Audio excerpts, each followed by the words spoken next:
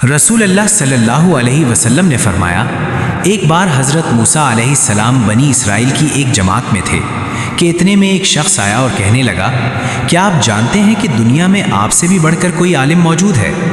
حضرت موسیٰ علیہ السلام نے فرمایا کہ نہیں۔ تب اللہ تعالیٰ نے حضرت موسیٰ علیہ السلام پر وحی نازل کی کہ ہاں، ہمارا بندہ خضر علم میں تم سے بڑھ کر ہے۔ تو حضرت موسیٰ علیہ السلام نے ان سے ملنے کی راہ دریافت کی۔ اس وقت اللہ تعالیٰ نے ان سے ملاقات کے لیے مچھلی کو نشانی قرار دیا اور ان سے کہہ دیا کہ جب تم مچھلی کو نہ پاؤ تو لوٹ جانا، تب تم خضر علیہ السلام سے ملاقات کر لو گے۔ حضرت موسیٰ علیہ السلام دریا میں مچھلی کے نشان کا انتظار کرتے رہے۔ تب ان کے خادم نے ان سے کہا، کیا آپ نے دیکھا تھا کہ جب ہم پتھر کے پاس تھے تو میں وہاں مچھلی بھول گیا اور مجھے شیطان ہی نے غافل کر دیا؟ حضرت موسیٰ علیہ السلام نے کہا کہ ہم اسی مقام کے تو متلاشی تھے۔ تب وہ اپنے قدموں کے نشانوں پر باتیں کرتے ہوئے واپس لوٹے۔ وہاں خضر علیہ السلام کو انہوں نے پایا۔ پھر ان کا قصہ وہی ہے جو اللہ تعالیٰ نے اپنی کتاب میں بیان فرمایا ہے۔ آپ صلی اللہ علیہ وسلم نے فرمایا کہ اللہ تعالیٰ نے مجھے جس علم و ہدایت کے ساتھ بھیجا ہے اس کی مثال زبردست بارش کی سی ہے جو زمین پر خوب برسے۔ بعض زمین جو صاف ہوتی ہے وہ پانی کو پی لیتی ہے اور بہت بہت سبز اور گھاس اگاتی ہے، اور بعض زمین جو سخت ہوتی ہے وہ پانی کو روک لیتی ہے۔ اس سے اللہ تعالیٰ لوگوں کو فائدہ پہنچاتا ہے، وہ اس سے سیراب ہوتے ہیں اور سیراب کرتے ہیں۔ اور کچھ زمین کے بعض خطوں پر پانی پڑتا ہے جو بالکل چٹیل میدان ہوتے ہیں، نہ پانی روکتے ہیں اور نہ ہی سبزہ اگاتے ہیں۔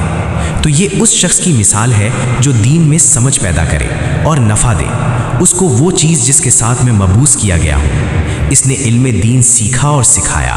اور اس شخص کی مثال جس نے سر نہیں اٹھایا یعنی توجہ نہیں کی، اور جو ہدایت دے کر میں بھیجا گیا ہوں اسے قبول نہیں کیا۔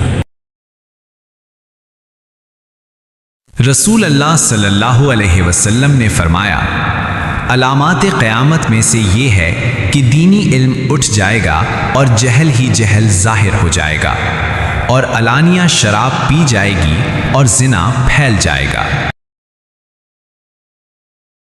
رسول اللہ صلی اللہ علیہ وسلم نے فرمایا کہ علامات قیامت میں سے یہ ہے کہ علم دین کم ہو جائے گا، جہل ظاہر ہو جائے گا، زنا بکثرت ہوگا، عورتیں بڑھ جائیں گی اور مرد کم ہو جائیں گے، حتیٰ کہ 50 عورتوں کا نگران صرف ایک مرد رہ جائے گا۔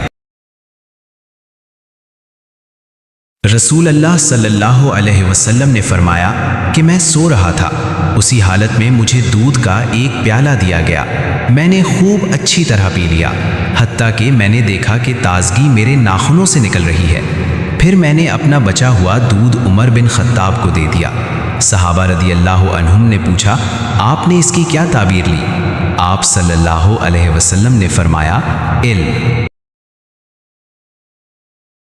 حجۃ الوداع میں رسول اللہ صلی اللہ علیہ وسلم لوگوں کے مسائل دریافت کرنے کی وجہ سے منا میں ٹھہر گئے تو ایک شخص آیا اور اس نے کہا کہ میں نے بے خبری میں ذبح کرنے سے پہلے سر منڈا لیا۔